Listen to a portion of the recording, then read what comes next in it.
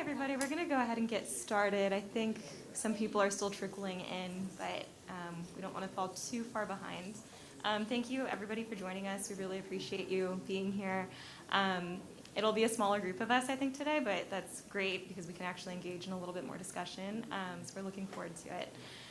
We are Water Drop LA, and I'll just go ahead and introduce myself really quickly. My name is Aria Catano. I'm a co-founder of the organization, also an urban planner by training, and currently working in affordable housing. I'll pass it over to Jordy. Hey there, I'm Jordy. I'm a current PhD candidate. I do homelessness policy work, also Water Drop LA team member. Hi everybody, I'm Sade. I am a Water Up team member as well, and I am a social worker and therapist for people transitioning out of locked facilities in Los Angeles. Hello, my name is Anthony Gomez. I'm a team member of Water Drop LA as well, and I'm also going to school for solar panel electrician so I can help others out. So just to provide a quick overview of our organization, we are a mutual aid group based in LA that works to address water insecurity in unsheltered populations. So as you might know, LA has a very substantial number of people who are living outdoors on a nightly basis, and many of them do not have regular access to water for drinking and other wash needs. So we'll be exploring that a little bit in this presentation. And we provide a number of programs. We're a almost completely volunteer-run organization. We focus primarily on running weekly water distributions in Skid Row. So we will buy about 7 pallets of gallons of water from Costco and bring them to every block of Skid Row, which is a neighborhood in downtown LA that has the highest concentration of unsheltered individuals. And we will use volunteers to go tent to tent to pass out that water on a weekly basis. In addition to that, we focus a lot on harm reduction, so we'll explain that in a bit further detail later. We also do policy advocacy, work on COVID-19 mitigation, and also provide support to other local nonprofits in the region, in addition to farm worker communities that are also water insecure in the Coachella region. So just to provide a little bit of context, mutual aid is an organizational model where voluntary, collaborative exchanges of resources and services for common benefit take place amongst community members to overcome things like socioeconomic challenges and political challenges to meeting common needs. We differ a little bit from a typical nonprofit structure in that we have horizontal leadership, so we don't really do top-down leadership. We really try to ensure that our services are aligned with the needs of the community and that the community plays a significant role in determining what our services are. We also importantly provide barrier-free services. So this means that anybody can come and receive services from us, regardless of their sobriety, regardless of whether they have a history with the justice system, and things like that. Whereas a lot of traditional NGOs and nonprofits that we see that serve people experiencing homelessness throughout the country, they have much higher barriers to entry, and so they will turn people away if they don't meet specific requirements. In addition to that, we are primarily dependent on community resources, meaning that we are funded primarily by small dollar donations. We do accept some grants, but this is not the majority of our budget, and it, again, kind of differs from traditional nonprofits in that we are able to have a lot more flexibility with how we spend our money because we're not as confined by grant restrictions, which is something that we really value as an organization. It's also really challenging, but it is something that has allowed us to kind of be a little bit more adaptable and hold ourselves more accountable to the community. So I'm going to just kind of kick off with an overview of housing and homelessness in the United States to provide a little bit of context. There are multiple causes of homelessness, and the main cause in the US is that we have a really bad shortage of affordable homes. I'm sure in your various cities where you live, you might have noticed this and might have been noticing rent prices and home ownership prices going up over the last decades. And so what we see is that we have a large population of Americans who are paying over 30% of their monthly income for the cost of living, so for things like rent and utilities. And that leads to an affordability crisis. This is a result of things like supply chain shortages, which have made the cost of construction go up. It's also really exacerbated by the housing market crash that happened in 2008, which really stunted housing production across the country.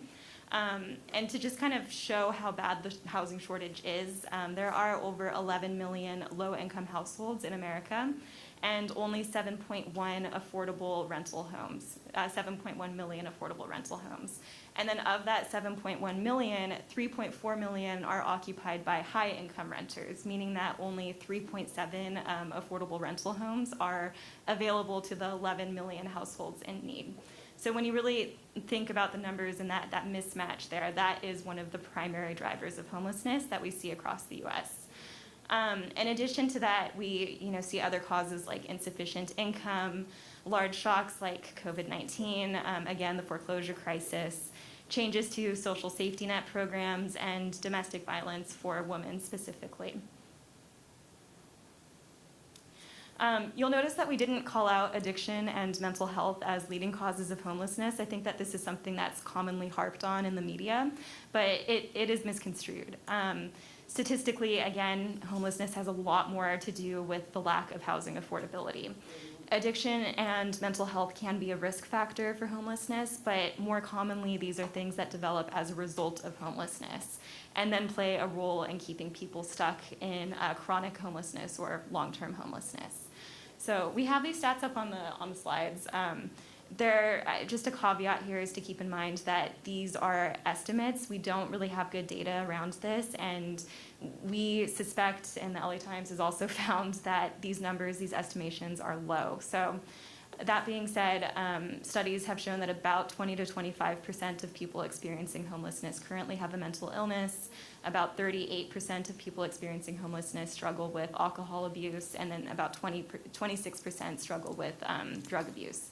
But again, we believe that these numbers are not accurate and they are on the lower side. And did you want to add anything really quick? Yeah.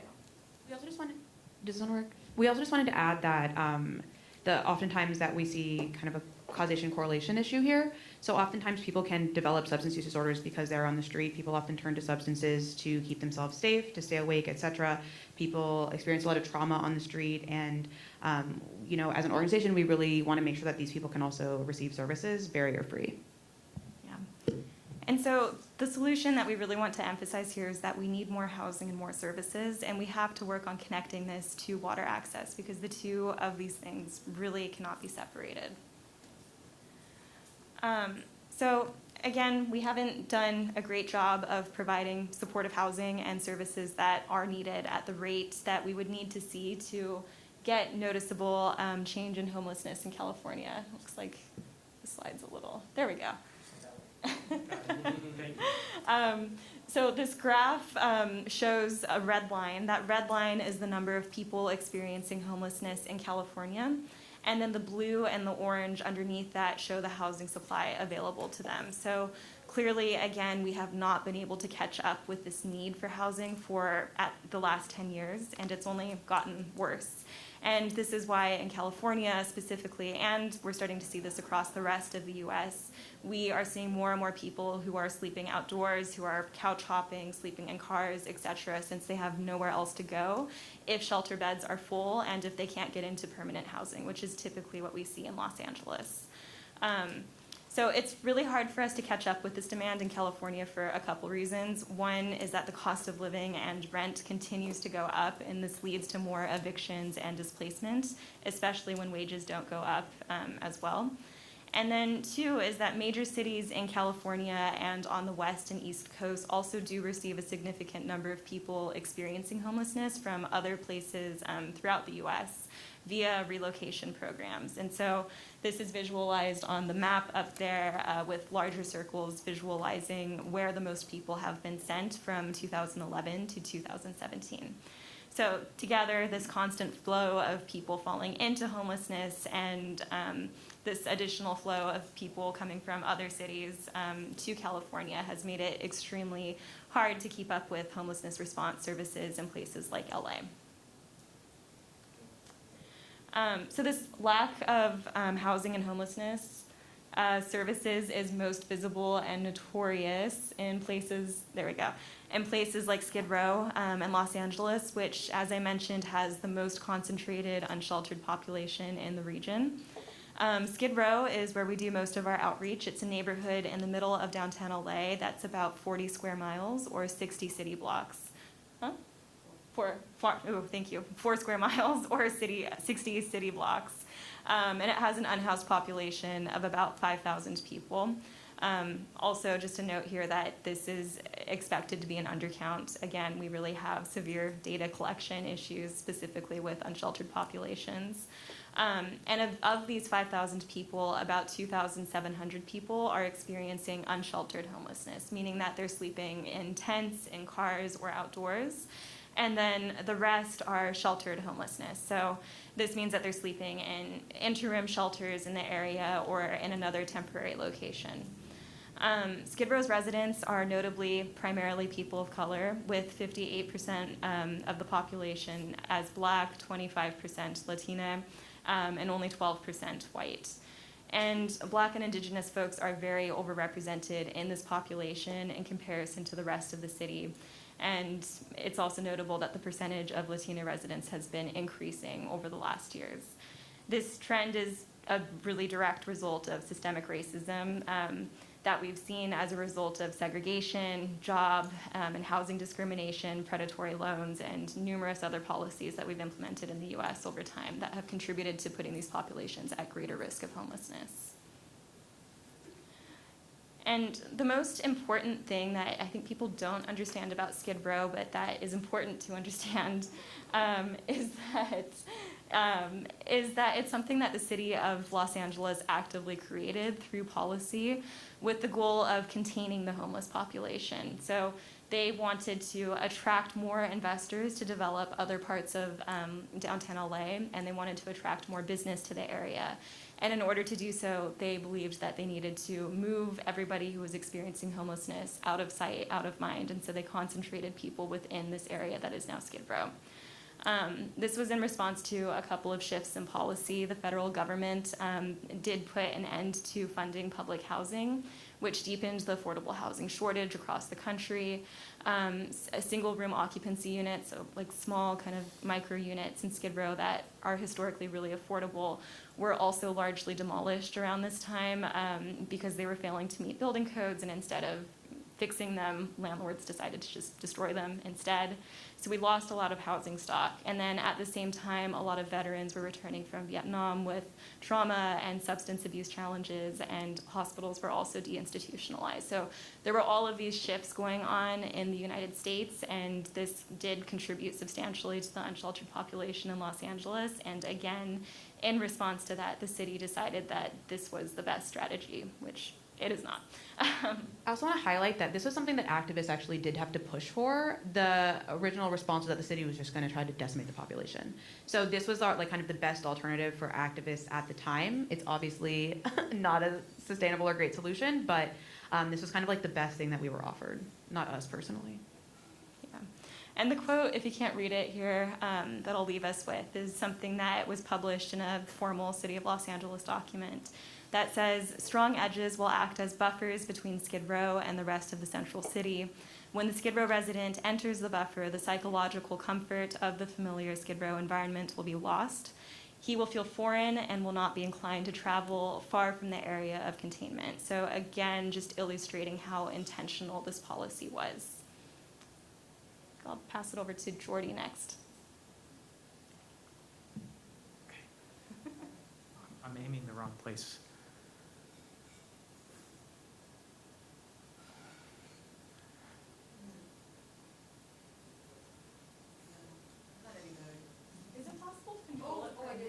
Awesome. No, that's good. That's good. So I'm going to talk about a little bit about what WASH resources look like in Skid Row specifically. So, you know, Skid Row is sort of an interesting place because, as Aria was just talking about, there's a large number of services concentrated within Skid Row, given its large population of unhoused, both sheltered and sheltered folks. Within Skid Row, there's a number of sources of drinking water. It actually has probably a relatively high concentration of WASH services generally relative to the rest of LA. but it has a large number of unhoused folks that are utilizing those services. So, for example, Skid Row has 8 drinking fountains, 8 hydration stations. So that's the water bottle filler plus the nozzles for drinking fountains. As you can see from this picture, a lot of them are, clogged. Actually, so they have 8. Technically, they have 9. 3 of them do not work. So, really they have, I can't do math in front of an audience. What did somebody say? 6? 6, right? So, and that's in part because of the overuse. So, or not necessarily overuse, a large amount of use, right? So folks are using drinking fountains for bird baths, washing yourself, or brushing your teeth, or any range of things that you might need to do while you're living on the street to meet the rest of your wash needs. The next is water bottle fillers. So there's a few water bottle fillers around Skid Row. Some of them have recently been installed with some bathrooms that have also been installed in the public right of way. And then there's a few water bottle fillers in the at climate centers. So these are sort of pop-up things that have been, they're relatively stable within Skid Row, but you can fill up a water bottle there. So also climate resiliency hubs. These have, they used to filter fire hydrant water. I think now they have like a specific jug that's where you can fill up a bottle. And then private taps. So these last 2 here are more informal ways of accessing drinking water within Skid Row. So you've got your private taps, thinking about finding some building that has a pipe that's open that you can access, or fire hydrants as a source of drinking water. And both of those are being used for things outside of drinking water as well. So we'll talk a little bit later about lack of access leading to criminalized activities, relying on fire hydrants and relying on private taps obviously is an issue there. So as far as non-wash or other wash resources, thinking about showers and bathrooms, one of the really greatest resources in Skid Row is the Skid Row Refresh Spot. I'll talk a little bit about that later, but it's sort of a resource hub that has, I think, something like 6 bathrooms or 6 showers, 7 toilets, washer dryer units for folks to use, as well as a water box for folks to fill up water. So it's a large number of resources in one single place that a lot of folks rely on. There's also 5 staffed bathrooms in Skid Row. These are relatively new or upgraded anyway. You've got portable toilets. Those have been dwindling since the height of COVID. And then the missions also provide bathrooms, but they're not 24-hour access. So there's a number of nonprofits that are providing some range of resources, just not all the time. The only ones really here that are available 24-hour are those bathrooms and the refresh spot. And then the drinking fountains, obviously, you can access all the time. And then there's temporary sources, so hand washing stations and things like that, which are generally not super well maintained. So we wanted to take a minute here to talk a little about where a lot of people who are sheltered in Skid Row live, which are these things called SROs, or single room occupancy hotels. If you've ever heard of like the Hotel Cecil, that's what that is now. So these are basically shared facilities. Oftentimes the people have no kitchen and shared bathrooms. They're subject to pretty poor management. There's been a lot of different reporting on these SROs. And the quote here from the Times is that the buildings were terrible, absolutely terrible, like inhumane conditions. People's units were falling apart. The Times found roaches and bed bugs, broken electricity, heating and plumbing issues, frozen elevators, mold. What we hear a lot on the street is that people, even in these SROs or other housing units, will come out to get water from us because their water does not work, comes out brown, sewage is leaking, etc. And again, as Aria mentioned, the historical context is that in the 70s and 80s, a lot of these were falling into disrepair. And so instead of refurnishing them, it was too expensive for the owners. And so they just demolished them, pushing hundreds of people onto the streets who were once living in these units. And continually we see this happen. They are still under repaired, and they are currently looking at demolishing more of them because they just don't want to fix them and they don't have the resources to do so. So we started mentioning sort of what, no, you're good. What access looks like in Skid Row. So one of the things that oftentimes we're relying on to kind of have some kind of comparison, what should some standard be, is UNHCR refugee camp standards. So you're talking about a population that's living generally in public. So UNHCR has these cutoffs for non-emergency situations. Here we're talking less than 100 people per usable water taps, and less than 20 people per latrine or toilet. The Skid Row numbers are pretty stark when you look at them here. So in Skid Row, you've got 168 people per usable water tap. Here, what we're referencing are the 24-hour available places. So drinking fountains, and I think the refresh spot would be the other real 24-hour option. And then as far as toilets and latrines go, we've got 82 people per toilet or latrine. So this is just the unsheltered population. And obviously these resources are used by not just the unsheltered population, but the sheltered population, housed folks, et cetera. So really not meeting what we would think of as some international standards for wash access.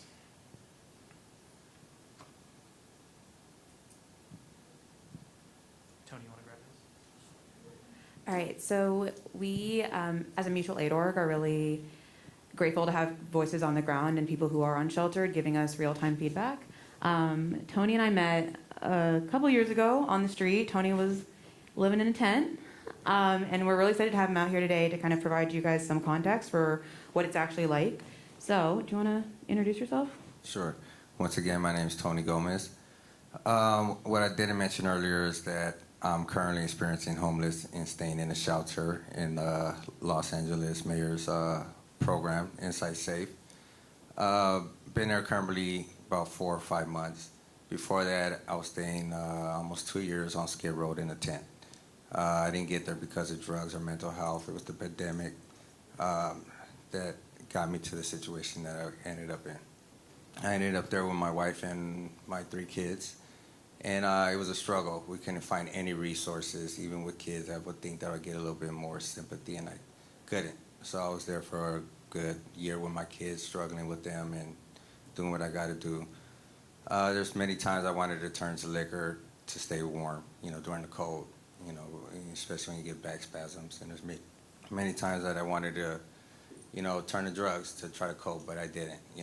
That didn't get me there, and it wasn't going to keep me there, and I wasn't going to do that. So reiterating what a lot of what they're saying, it can be ugly down there, it really can, as far as just getting your basic necessities, water, food, shelter. And I was able to get out of my situation a little bit because of them. They gave me a chance, they brought me in, gave me purpose, gave me help, and they really gave me the resources that they had. And it really got me moving forward and got me hope and got me moving. So Yeah, so do you want to talk a little bit about where you got water when you were on the street? Yes, so this is how I met Water Drop. I used to get water from one place, and that was from their organization. They would come bring water to the tent, and I would never come out. I was kind of shy, just let them leave the water and leave. And then finally I came out and started talking to them and realized that they treated me like human. They didn't look down on me. And this was the only place I would get water from, and this would really trouble me because there's a lot of people dying on the streets from thirst, literally. Not from drug OD, but from thirst. And in America, to see that people don't have water, just basic necessities, is really shameful to me. But we have people like Water Drop that do the jobs that others should be doing, that the government should, but they're doing it, because they care and they're humans. And this is really the only place I used to get my water. I would drink from the water fountains when really necessary, when I was really desperate, because they are used for all kind of stuff, or drink water from the fire hydrant even when they're gray, when the water's coming out gray. It's ugly, but Water Drop would bring the clean, good water for us. All right, and then where did you go to the bathroom? So the bathroom, if it was number 1, I would go on, find a little private spot in the bush and go. If it was number 2, weren't really a lot of options. We would have to walk about 4 or 5 blocks to the refresh and use the bathroom there, or find a porta potty and use that. And that right there could be a struggle in itself. I never used the streets, but it could be a struggle because there's not a lot of them around. And then showers, and how did you find that with kids? Oh, that was rough. So yeah, I would have to walk my kids blocks to give them showers in the refresh. There's only one of them that caters to all the downtown, So there's these little potties, these little rooms that have a little shower makeshift, and I would take them there. Or there's these little trailers that would drive by with these makeshift showers, and we would shower in there, or I would bird bath them. You know, I'd get some warm water and you know, bird bath them and do what I had to do to make sure they stay clean and sanitized. And then, do you want to talk about what it was like in terms of climate and weather in LA? Oh, that was rough. You know, I was staying in the tent, you know, no installation. So in winter, like I mentioned earlier, I would have back spasms because I would shake so hard, shiver so hard. And there's nothing you can really do but just man up and just, you know, try to ride the storm. But, you know, it would hurt.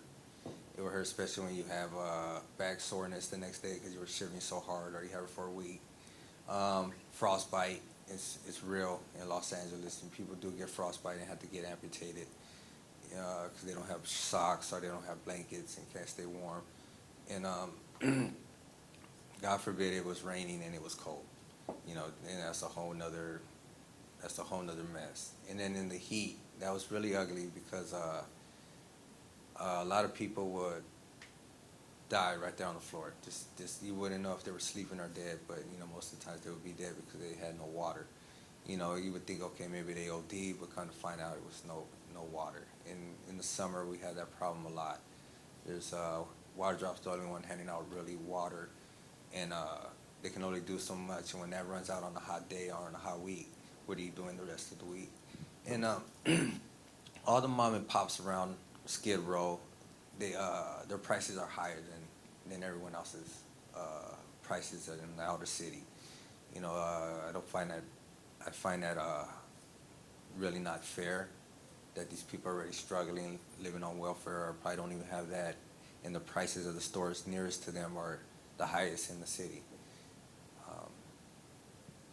And then, how did you find getting housing? Like, how was that experience?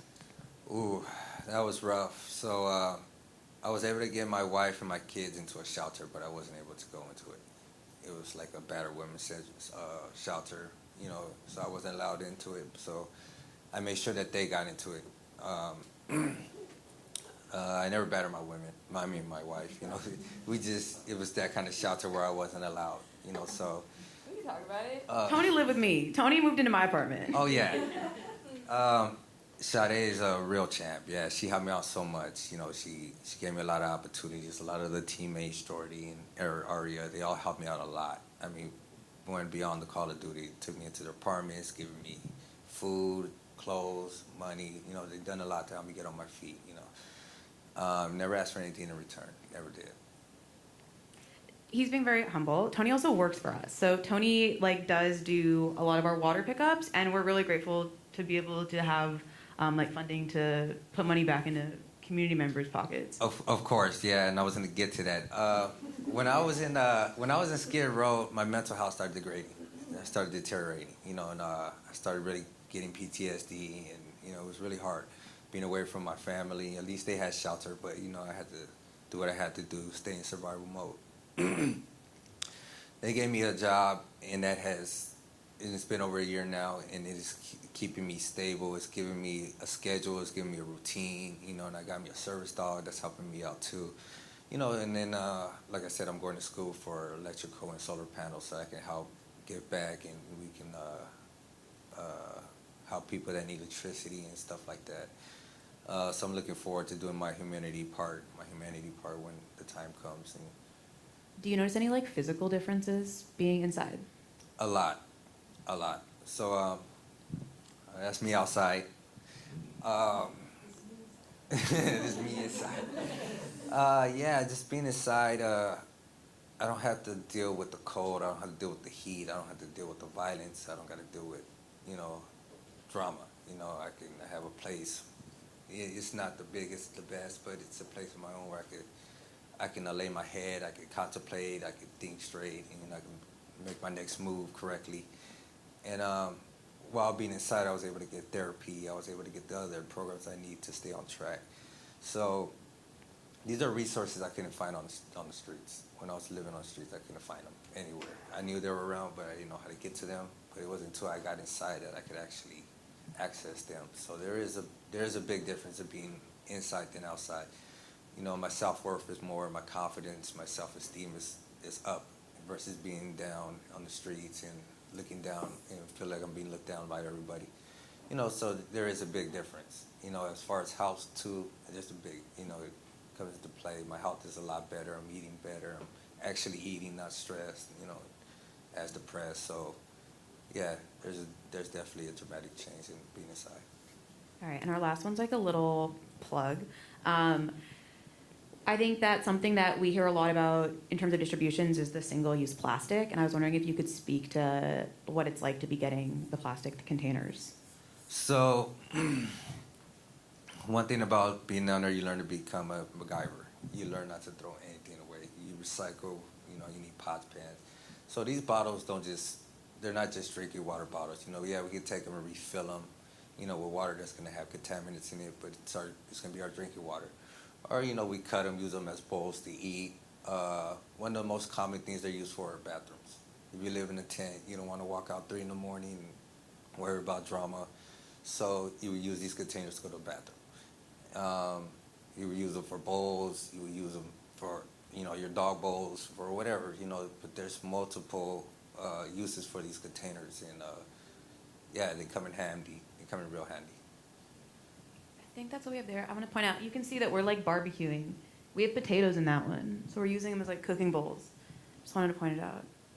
All right, so I guess we wanted you guys all to think a little bit about that. So I'll trade you. Cool. So, I mean, this is to invite you all to think about, think about your city, think about where you live. If you were locked out of your home for an entire day, where would you get water? Like, and anybody can offer up if they would like to. What resources does your city have? Or what anybody want to throw something out? Public park. Yeah. That'll work during the day when they're not closed at night. I live in Northwest DC, and I was actually just having a conversation with folks yesterday about the lack of public access for water and drinking fountains in general, but especially in neighborhoods in Northwest DC that also lack green space. Like if you don't live within several blocks of a park, there's actually like no drinking water around. And to go into restaurants with like our wonderful local water utility pushes a lot of the tap water, which is great, but to get free tap water in restaurants, you have to like go in and buy something oftentimes or something like that. Yeah, you made one of our points for us. Thank you. Yeah. So a lot of folks, when I used to do home visits, right, like I'd rely on Starbucks for my bathroom, right? They've got codes, they've got, you know, and if you need the water, I didn't ask the bathroom question. Where would you go to the bathroom? Probably similar places, right? Parks, wherever they might be. But a lot of those would be closed off to folks who are experiencing homelessness, right? And even on that point, like we talk a bit, this one's better, about even nonprofits sometimes get lockout for people who are kind of the most marginalized. So even places like Refresh, there are people who, you know, have a crisis there once and they're banned forever. And then they can no longer access even nonprofit type services. Yeah, so when we start talking about solutions, that's a really important thing to think about is what barriers to access exist and how can, like, you know, what set of solutions can be designed to meet everybody's needs.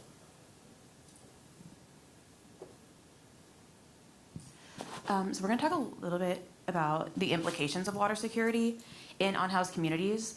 Our team put out a really great policy brief led by our policy lead, Jordy, over here, that talks about some of the implications of water insecurity in these communities. Next. No, you're good. All right, so, great. The first point is obviously just like the public health element. Inability to clean your wounds, inability to access water just is really hard in terms of sanitation and hygiene. We do see a lot of issues with things like dehydration, heat stroke, heat exhaustion, and again, oftentimes people who are experiencing homelessness have other axes of marginalization. So if you are, for example, are using substances or even just taking regular medications that need to be taken with water or that make you thirsty, that gets very hard when you are on the street. There's also the spread of waterborne diseases. We have a lot of hydrants that run continuously, kind of leaving puddles of water in our streets that are kind of gnarly.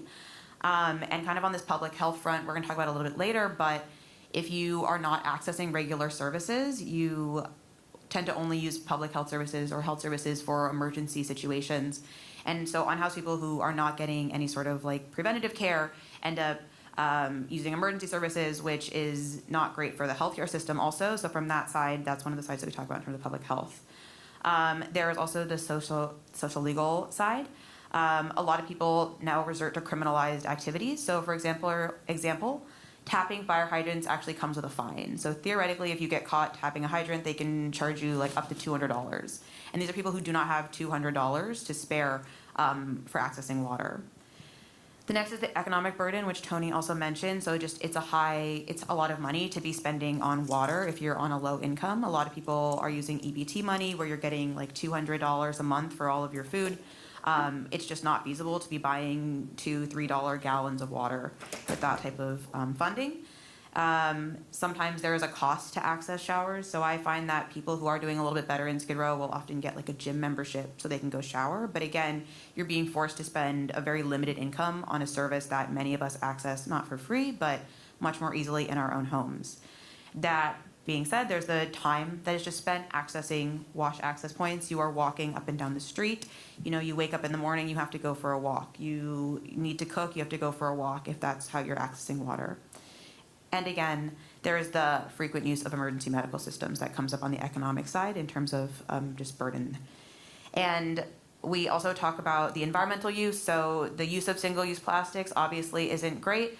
As Tony mentioned, they're not really single-use, but in the world, we would like to move away from putting plastic into our communities in this way.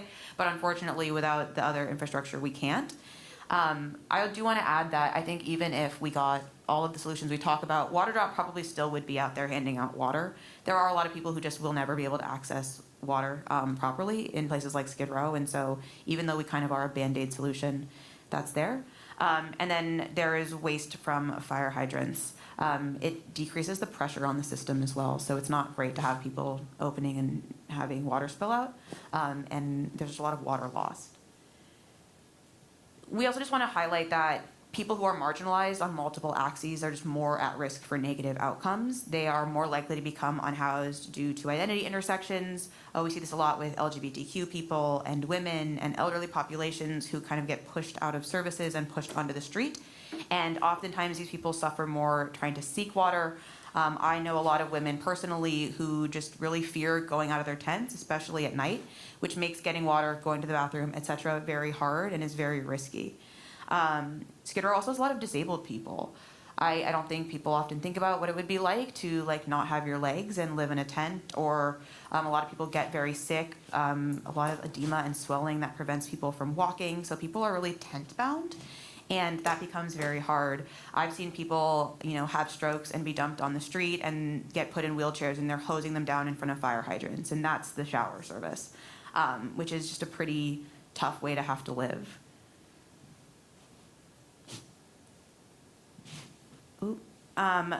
We also just see a lot of heat-related conditions in Skid Row. We see both heat and cold. I think that one number we like to highlight is Los Angeles actually has more cold-related deaths from unhoused people than New York, because our shelter system is so poor and people are just not prepared. And we see that often in the summer when those summer storms hit. In terms of heat-related health conditions, Skid Row is a heat island. We lack trees, and when they do have trees, they will prune them down sometimes. There's also the issue of just redlining in these communities looking this way kind of intentionally. And then as heat waves increase due to climate change, we see the effect and the temperatures going up. We had the hurricane? Yeah. We had a hurricane earthquake, stuff like that really impacts our population. And I think one thing to highlight is that Skid Row is I think on average 10 degrees hotter than the neighborhoods around due to the amount of pavement and lack of tree cover. And so unhoused residents are 42% of those who die from heat-related illnesses, even though they're less than 1% of the population. So people visit the emergency room for heat all the time. We transport for cold all the time. And when you're sitting out there, it's just pretty tough in terms of the weather. And the next point is just addiction-related complications. We are a harm reduction org. We believe that people deserve housing and they deserve shelter regardless of their status in terms of sobriety. But so our goal is to reduce the use of substances through a variety of public health interventions, but provide support for people who are using now. Water access is critical for harm reduction. I don't know if you guys have seen fentanyl test strips, but fentanyl is like a major killer of people, especially people under 65 right now. It's one of our leading causes of death. To use those test strips, you need to dissolve your drugs in water. And if you can't do that, you can't test your drugs. And so if we are encouraging people to take steps like that to take care of themselves, we need to also be providing water. And the medical system is just overburdened, and intakes aren't always possible. I think in LA right now, if you're not testing positive for alcohol or fentanyl, you do not qualify for detox. So I have people going in on amphetamines, on every other substance under the sun, who can only be held in a bed for 24 hours. And that's really impossible to get a lot of people, for them to get themselves off of substances without the help. And the system just is not there.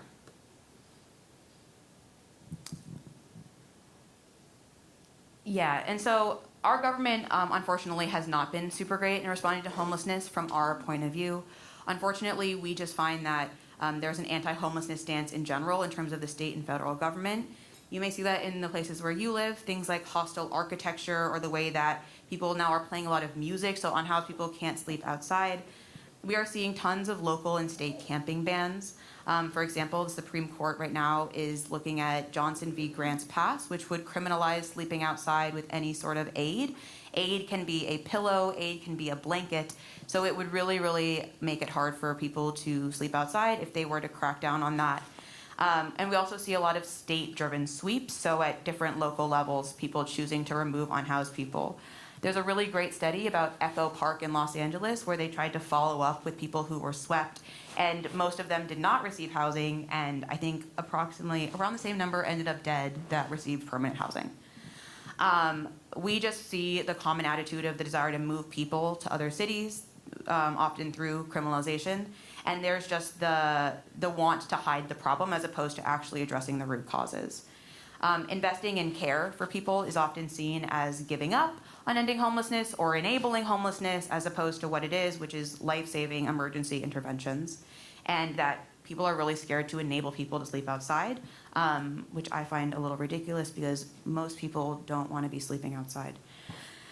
The lack of political will has just led to efforts, or lack of efforts, to address WASH insecurity, because we're often told that, this is a temporary problem and it does not need permanent infrastructure solutions, which is why we are still out there handing out water the way that we are. And Jordy's going to talk a bit about some innovative solutions. Yeah, I will be brief. So we've outlined there's a problem. Hopefully you all agree. So there's some potential solutions. So the first one that came to mind the first time I ever did a water drop was, so how obviously, bringing water out is a huge amount of effort. It's a lot of people. It's a lot of plastic. It's a lot of other things. What do we need? We need affordable housing, right? We need affordable, quality housing. As Sade highlighted earlier, that has to be quality housing, right? So we can think about things like SROs that provide housing, but if you're still coming out and getting 2 gallons of water from us every single week, there's something wrong with the wash capacity of your housing, right? So we can think about things like, permanent supportive housing for folks with chronic homelessness. We can think about, or folks experiencing chronic homelessness. We can think about general affordable housing construction. We can think about social housing, community land trusts, and various other kinds of housing models. And feel free to hop in, anybody else, as I go through some of these.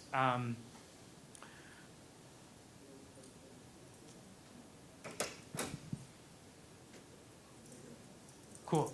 So there's a few kind of solutions that we like to highlight.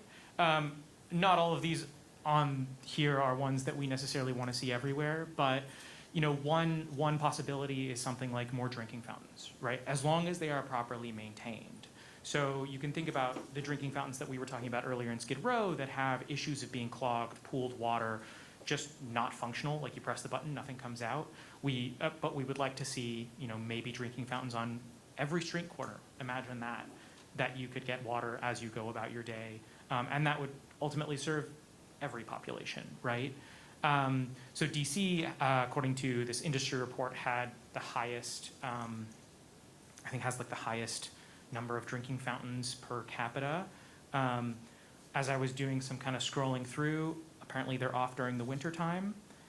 Also, our team did some button pushing, and a lot of them don't actually work, even if they're there, right? So this has to be something that is genuinely invested in for it to meet some needs, right? And trust has to be built to use these types of things. So when I see a pool of brown water, I'm also not going to want to use whatever that is, right?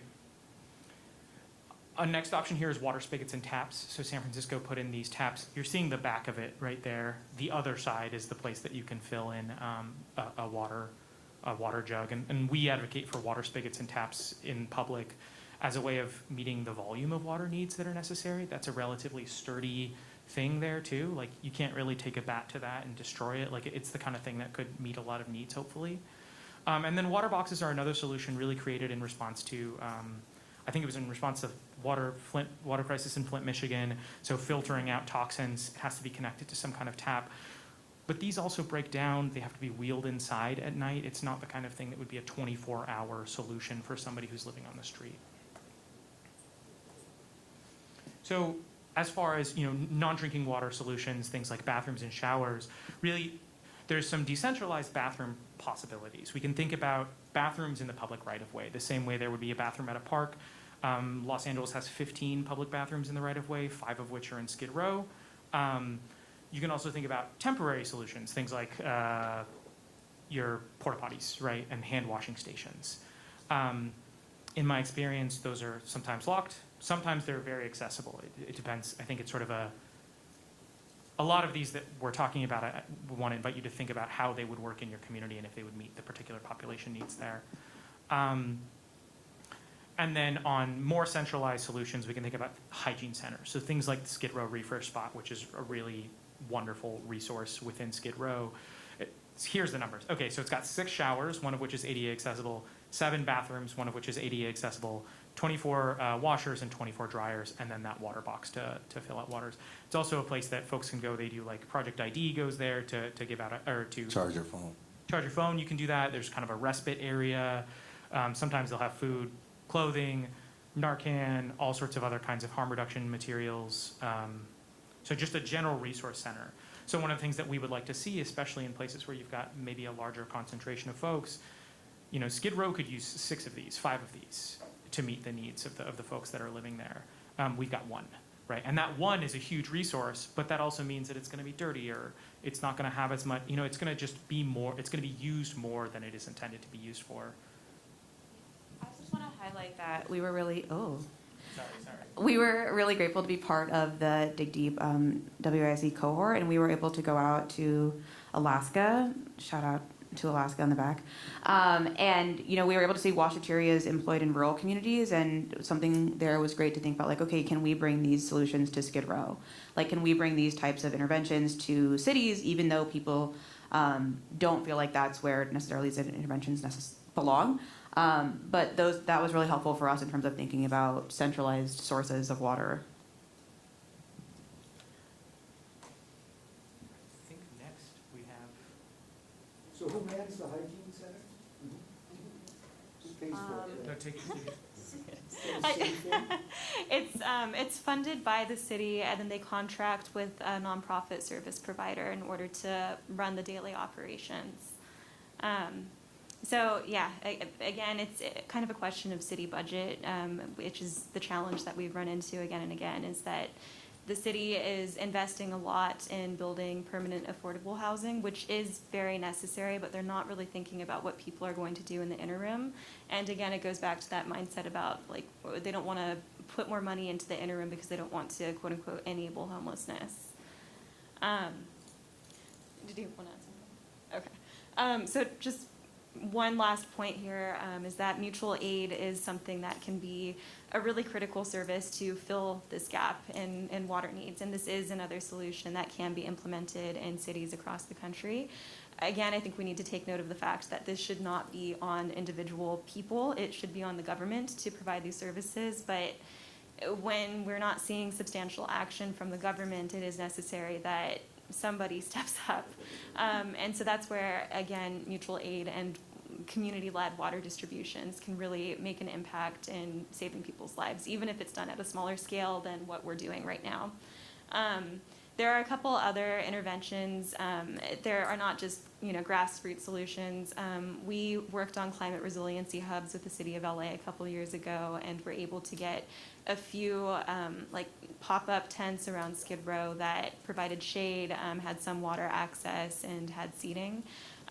So that's an example of a community-based solution that started with community members and then eventually was able to get incorporated into city services and is now city funded. And yeah, I think the main point here is that what I would push everybody here to think about is, are the ways that you can implement something similar, even if it's just like keeping a case of bottled water in the back of your car, so that if you see somebody on a street corner in the summer, you can help provide a little bit of water. Just really small steps like that, that if we all collectively did that, could make a really big difference. So I think we're gonna pause here and just ask if anybody has any questions, unless there's anything anybody wanted to add. Did you wanna? Yeah. Yeah, just wanted to highlight, sorry, going back one slide. So, we encourage you all to, personally support and participate in these kinds of distributions, because virtually every city has these local grassroots organizations or has some kind of effort around this. So we would encourage everyone in this room to think about if there's an organization in your city or Water Drop LA to think about, financially or physically participating in them. Like we like with Water Drop LA, we have like 30 volunteers on any given week. When we don't have those volunteers, the distribution still happens. It just happens with 10 people instead, who are scrambling over the course of 4 hours instead of 2 hours to get it done. And then when we don't have funding, we're scrambling to figure out how to make that happen. And I'm sure all of the other grassroots organizations across the country are in the same capacity and financial position, or capacity constrained and financial position.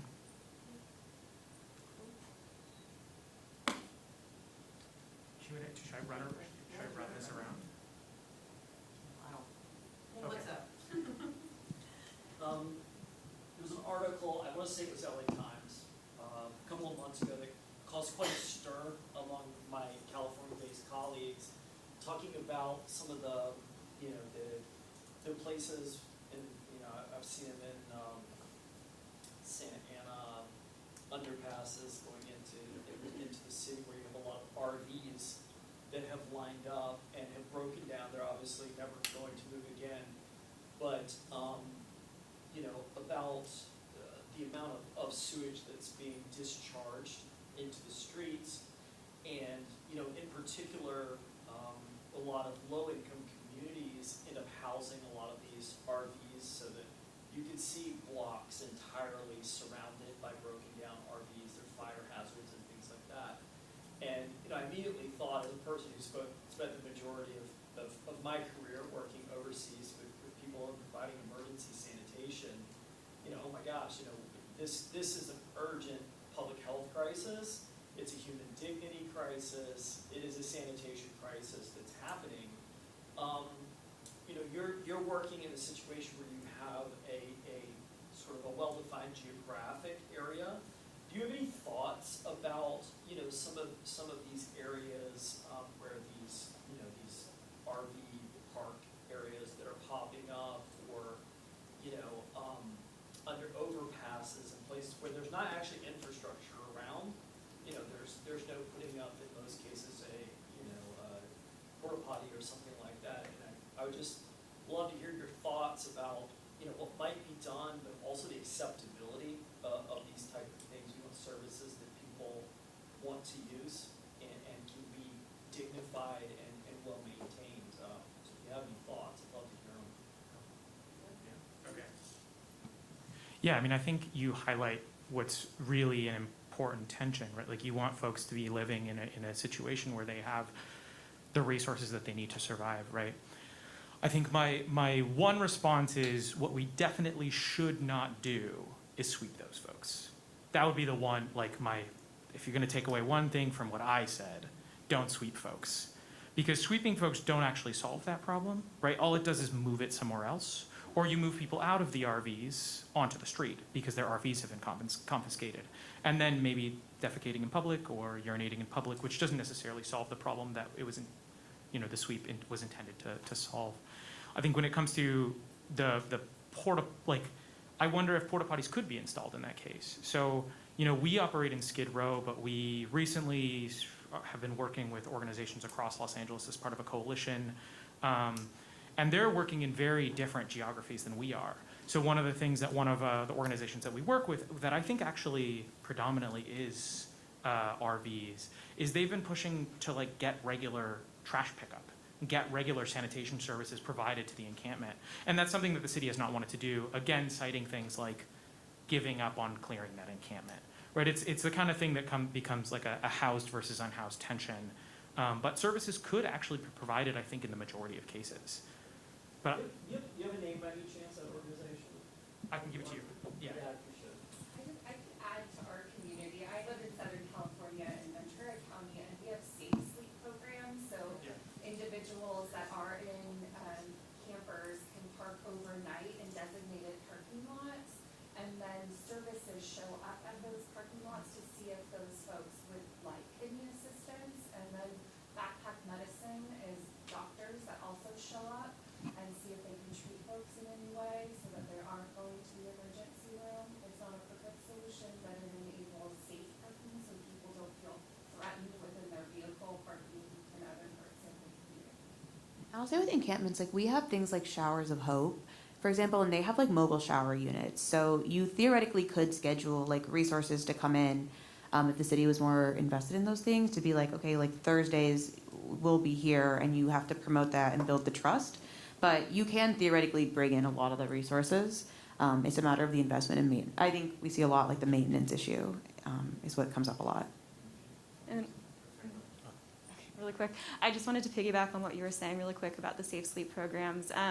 What I've experienced a lot when trying to work with families who are in cars or who are in RVs and who want to go into those programs is that there are a lot of barriers to entry. A lot of undocumented families that I work with, they don't have the proper paperwork to qualify to be able to move into those programs. Others, they don't have legal ownership over their cars, so they don't have the proper registration, which can also be a barrier. So it is definitely a start. I think we just need to work on also deregulating it a little bit more so that more people can actually access those services. Actually, the program that you were just discussing, we have it here too, but like she said, there's a lot of red tape. If you don't have your car registration, if you don't have proper documents.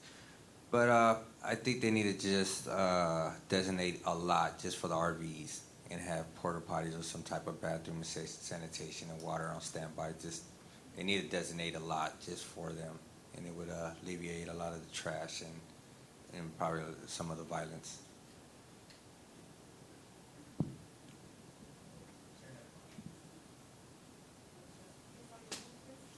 I have a question regarding the changes since COVID.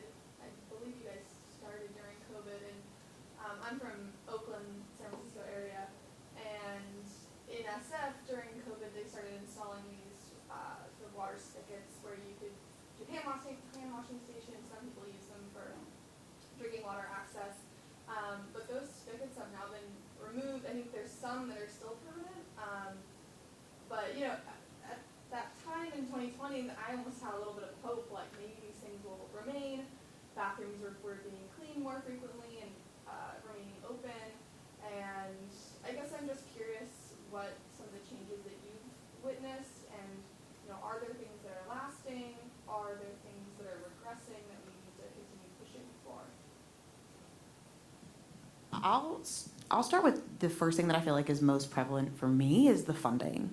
In 2020, people really cared, and people were really motivated to do mutual aid and donate. And I think one of the things I've seen is just the funding streams for orgs like us have gotten really dry. I think we can talk to spigots and stuff as well. There were at one point spigots on fire hydrants, and they had hand washing stations. But I would say starting in 2021, for me, things really just went into disrepair, and they failed to do stuff. We actually have been in contact with the SF. Is it Coalition to End Homelessness? Coalition to Homelessness. And we spoke to them when spigots were first passed. And we were told that they were going to get spigots kind of immediately. And then I think it was just a supply chain issue. And the spigots that they were promised, some have gone in, but I think they did not get the amount that they wanted. we've kind of had similar political issues where we've been told like maybe this can be considered, and it kind of gets kicked down the line, and so it just for me doesn't feel like a priority, and I think a lot of the funding is just gone. Yeah.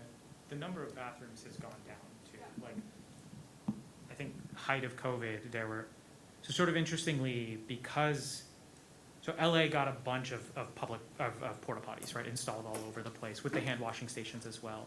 There were also the fire hydrant taps as well, and then those shut down around COVID, or the fire hydrant taps went away, then the bathroom numbers have just been dwindling. So since COVID is over, those bathrooms are going away. And some have been, like, in Skid Row, we've got a couple permanent ones that are, I think they upgraded, so they have more stalls, but otherwise, they're just going down, unfortunately. And then the other part is the housing side. So COVID had housing protection for some people. Obviously, a lot of people didn't have that, but there were, more protections for rent and being evicted for some people. And Project Home Key, Inside Safe, a lot of those programs were COVID programs that have really gone down. Even like our emergency housing vouchers and stuff like that, those were like oftentimes a COVID response. So now a lot of people are waiting for a very, very long time.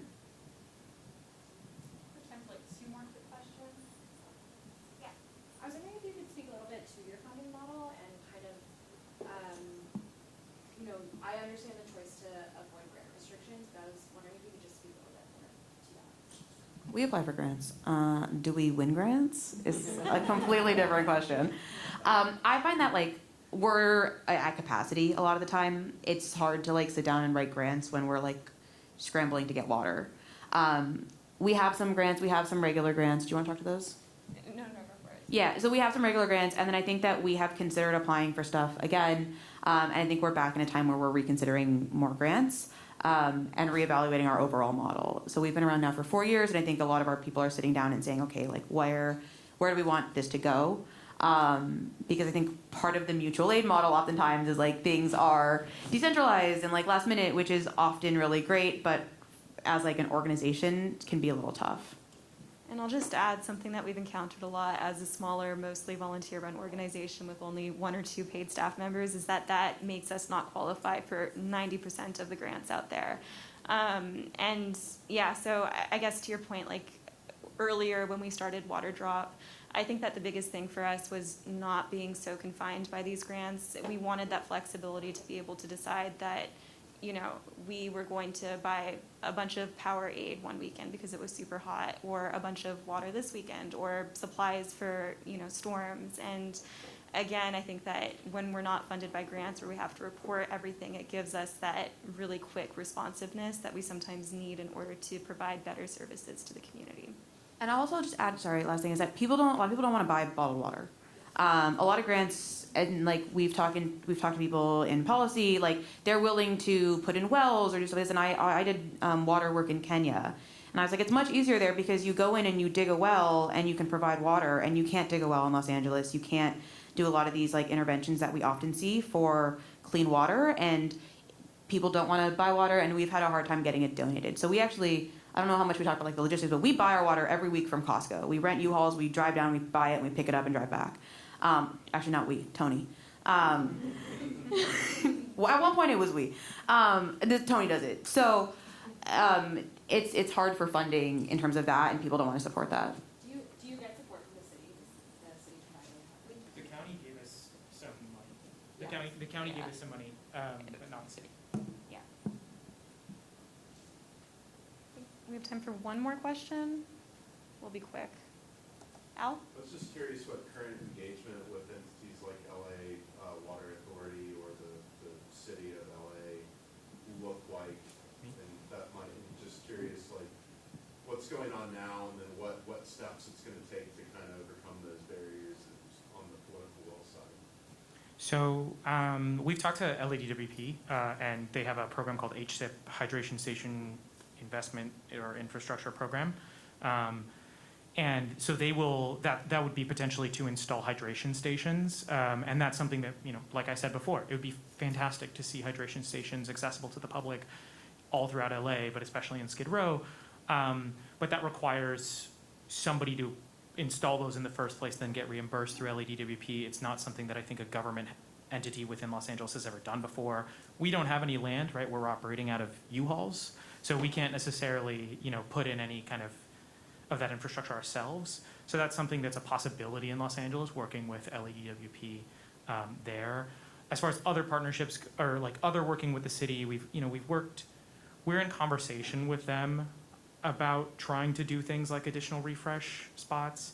Like our dream, I think, would be, at least in maybe 5-10 years, would be within 5-10 years, not in 5-10 years. It should be tomorrow, right?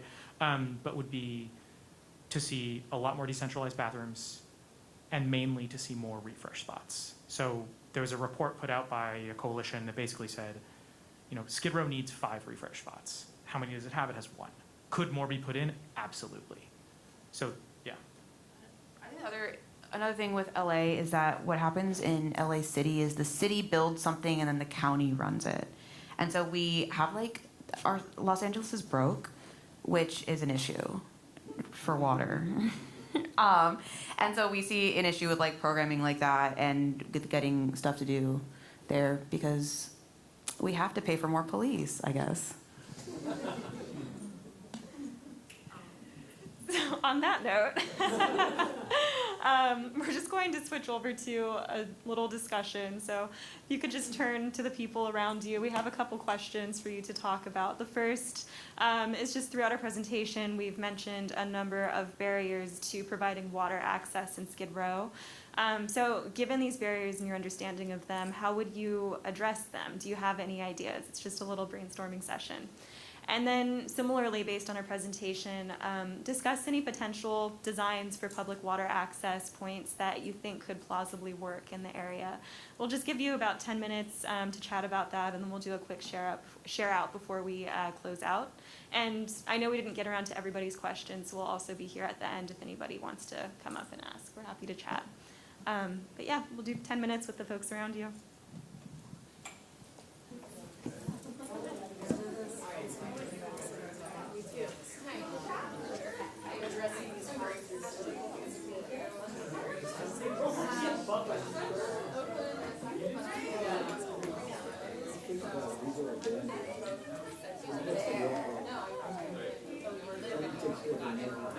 Well, housing affordable here.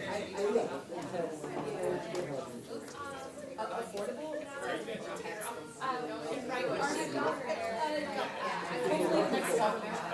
No, I'm coming from the policy space. There's no, I would say it's a political problem that is driven by socioeconomic and they're kind of, it's a feedback loop. And so when you talk about providing services for folks, it's typically around financial resources. How do you get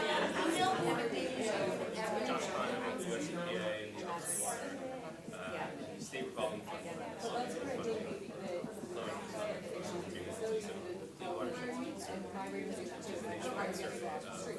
Necessary. Important boundaries, hopefully.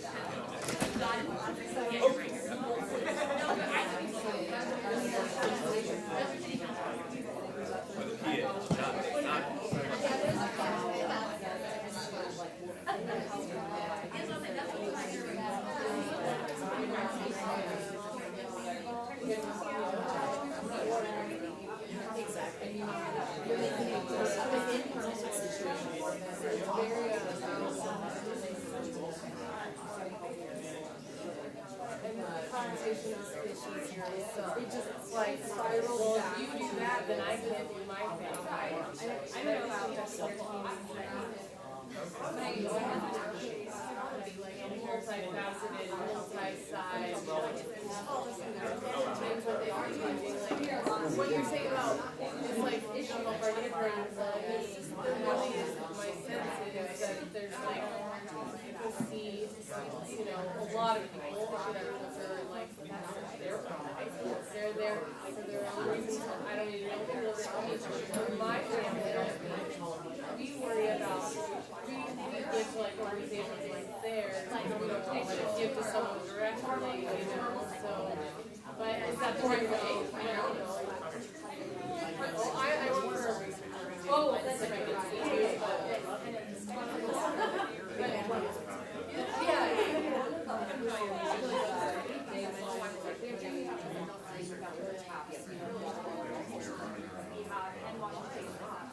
walk your laundry from LA, and they're realizing they're destroying so many.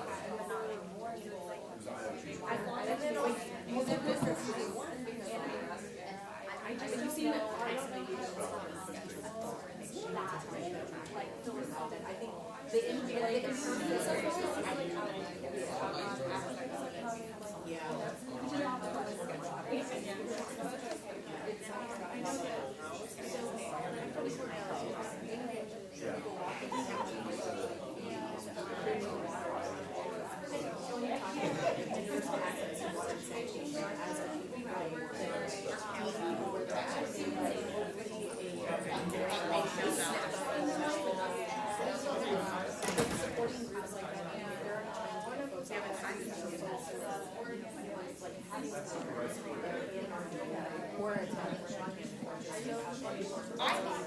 access to the station is essential.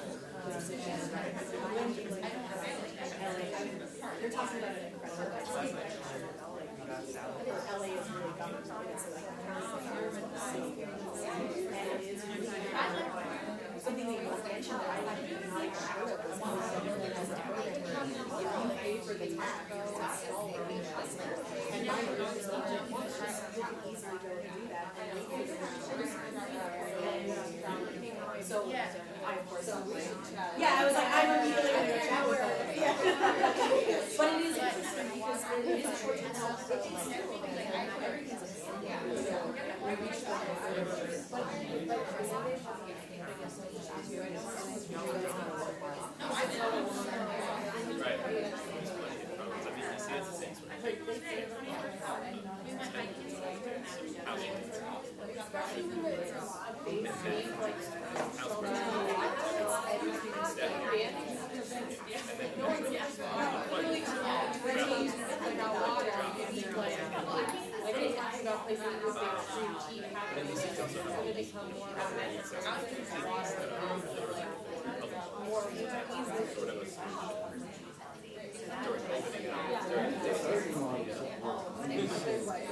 I know other moms. Yeah. I'm so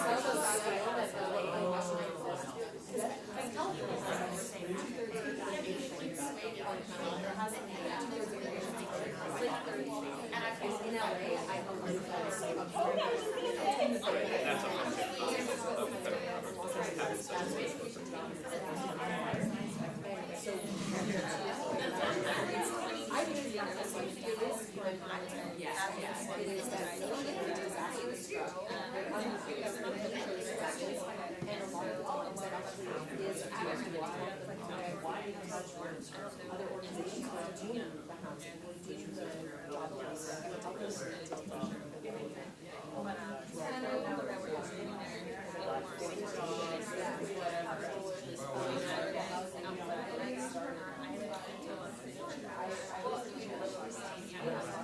job when people share.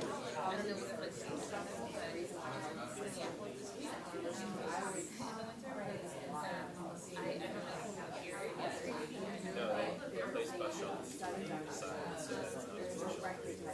Placed on benches, so they all the sloped ones are so. But I'm gonna like run it around. If you wanna facilitate the share out. No, I'm just gonna put it. That's not.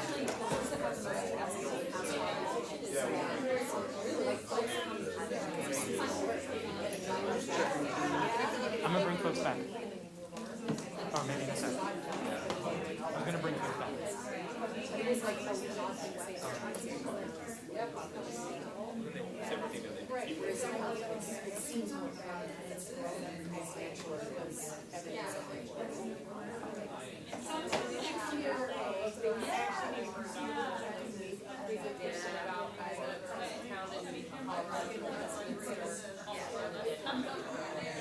Oh, thank you. That goes to the public library at a regular Oh, okay.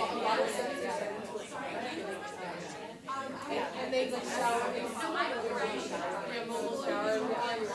I think they do the laundry, like there's a person staff there who does laundry. Like, at share them to us too. It'd be cool to get in touch. It's not drinking water, but it is. Everyone needs a shower. I know. Again, it's part of water that is really well, actually, if you leave with hygiene services, that actually is a lot. It's the way to open the door to say, oh, you didn't hear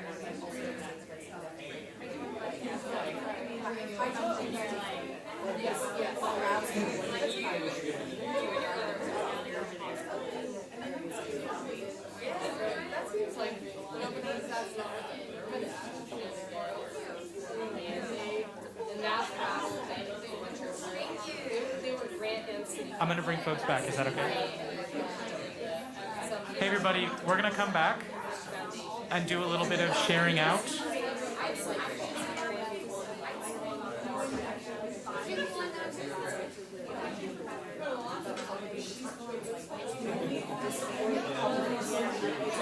Oh.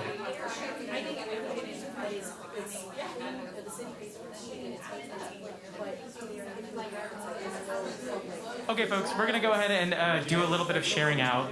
I'm going to run the mic to groups so you can share and we can all learn from each other. Does anybody want to kind of share their thoughts on these questions? How would you address these political, physical, and funding barriers? And if you all thought of any design, I guess we'll start with the first question and then we'll jump to this. Or if you all thought of any potential designs for public water access points for this specific population. Thoughts over here? I'm going to plagiarize what one of my group members said, which really struck me, and I agree with it, is rehumanizing the unhoused populations. And right, the needs, the wants, the desires, the humanness of everyone, regardless of if you're living under, within four walls or not. And then it feels more urgent to address the issues that are being faced by these people. So I don't know if that's question number 1 or 2. But right, and I think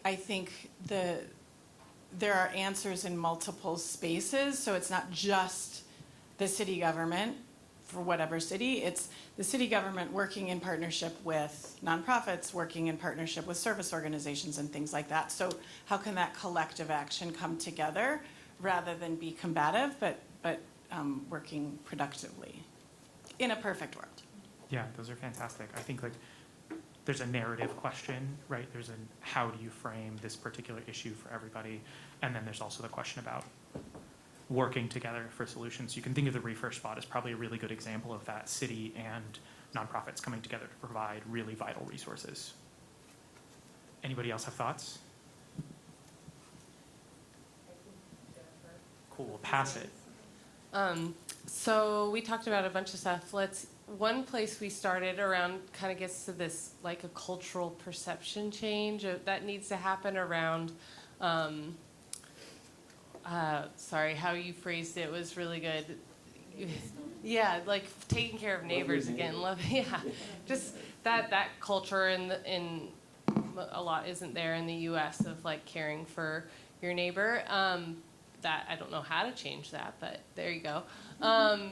And we talked about like other models we've seen in other places. I brought up that I've recently learned about, a mobile laundry and shower unit that hangs out at a library in a community. And Robin pointed out that that's often a really good just entryway that people will show up for those services, and then that can be a place for meeting them with other information or giving them more water. So those were just some ideas. I don't know other things. I think you summarized it well. So I've got a question. So this gentleman stayed with Sade for a bit. If you hadn't have done that, if she hadn't brought you into your home to take care of you, would you still be on the streets, or would Skid Row have offered you a way out? You know what I'm saying? Yeah, I do. This question that she just mentioned about letting you know. So me ending up off of the streets was really like an opportunity. It was like I got out there, I went to the mayor's office. I did all the resources I possibly could, and I was getting nowhere. And in the end, it took me knowing someone that knew somebody that got me in.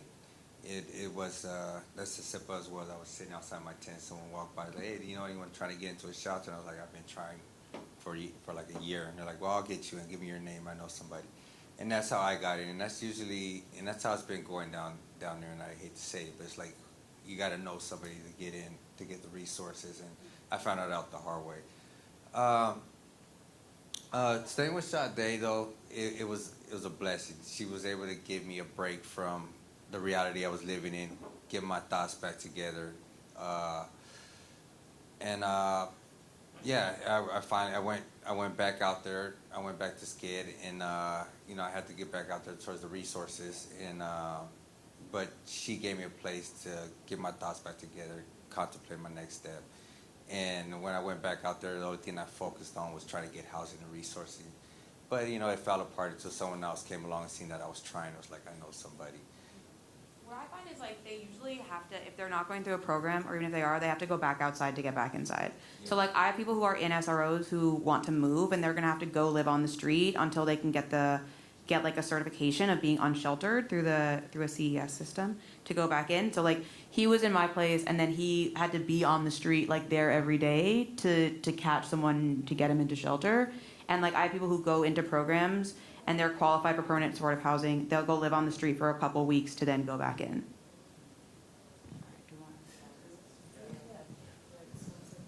Hi. Well, we started talking about how it's just really important to start organizing our communities to put pressure on these public officials who are clearly very hostile to funding, to putting any solutions that will actually empower these communities. And then just building up on the points of these two groups, just how do we, I guess, fashion like communication strategy to engage our community and knowing about these issues, but also maybe even engaging folks like Tony and empowering the unhoused folks to speak up for themselves and to organize themselves as well. We just started talking about it, so I mean, it's like, yeah. I just want to make one note. So if you think about a place like Skid Row, there's a long history of organizing in Skid Row by people experiencing homelessness. You can think about organizations like LA Can that have been doing that kind of self-advocacy for a really long time. And then on the note in Los Angeles specifically, what we face a lot of is apathy. So it's not necessarily, there's a lot of hostility, don't get me wrong. But what we often face isn't like, that's a great proposal you just sent us. Thanks so much. And that's the end of that, right? And that's, it's going to take a lot of outside pressure to get those things to change.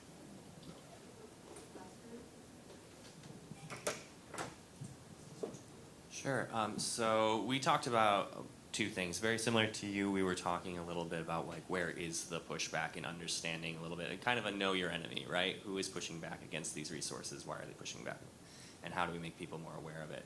And towards the end, that was kind of the turn to our conversation was, what do we do to make sure people understand these things a little bit more? Myself, I'm an educator, and so I'm talking with students about issues related to water all of the time. And I think that it's very hard to make the connections for these things for a lot of people, and so how do we raise that awareness? And I don't think we have an answer for it yet, but just going out and having those conversations is really important.